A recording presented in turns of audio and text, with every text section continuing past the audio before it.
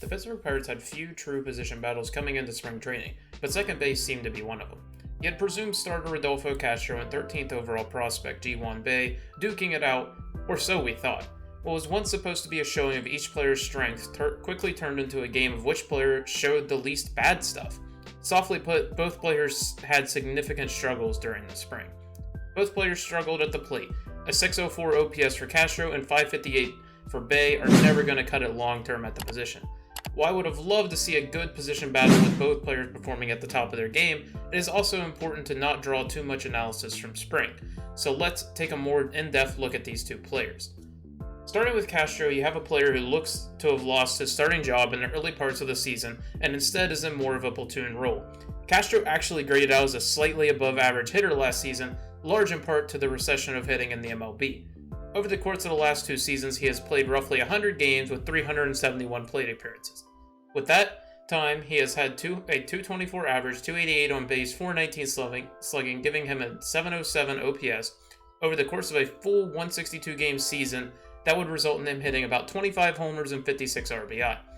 While that many homers as a second baseman would be incredible, his history of being a free swinger has almost negated his effects when he does hit the ball. A career 27% strikeout rate is considerably high, and I was hoping he would try to address the issue this season, but he doubled down and had a 34.5 strikeout rate during the spring. Castro does not necessarily have elite defense to fall back on. His traditional stats would say he's a below average fielder, but he does have good range for the position. Castro has potential. I do not think it is hard to see, but his extremely volatile bat makes it hard to justify the roster. Hopefully he can show more consistency finding contact and maybe keep the phone in the locker room. Bae also had this sort of flash in the pan moment last year in limited time of 37 plate appearances. A year younger than Castro, Bae's game is quite different.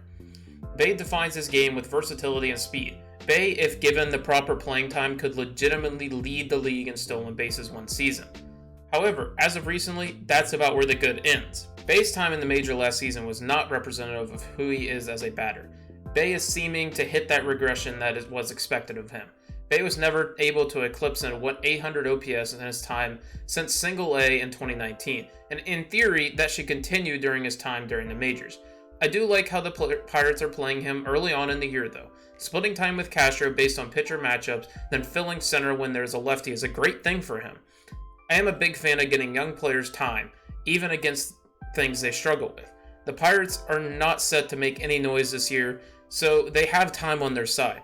Sure, it might not help their numbers in the short term, but long term the benefits could be there. As of right now, I love how the Pirates are playing it. Get the young guys both some time. While I would have loved for one of them to be on fire and take the job outright, neither did, and I'm glad the Pirates did not just give the job to Castro. Castro needs to be challenged to improve his swing and approach, and to find that talent that he has. Not very many second basemen have the raw pop that Castro does, and it's important for him not to throw it away by striking out every 3 at-bats. On the other side of things, Bae gets the chance to prove last season was not just a flash in the pan, and that he belongs as a mainstay on this roster moving forward. All in all, I like where the Pirates are headed, and how they handled the situation.